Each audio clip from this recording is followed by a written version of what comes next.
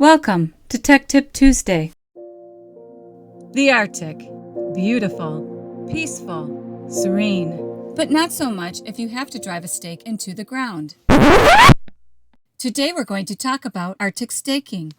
If you've ever tried to drive a stake into the frozen ground, you know that it's next to impossible. Fortunately, HDT has a solution for that.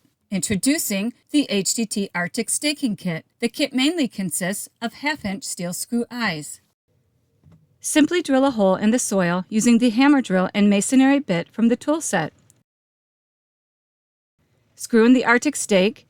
You can use a tent stake or similar as an aid. Then add water. That's it. Removing the Arctic stake is just as easy. Grab a tent stake or similar and twist the stake until it pulls free from the soil. By the way, did you know that you can get mission-critical parts in our FMC packs? This will get you out of trouble should you need a part in the field. And that's it. And that wraps up today's installment of Tech Tip Tuesday. We hope you found it helpful. Look for more tech tips on all HDT products.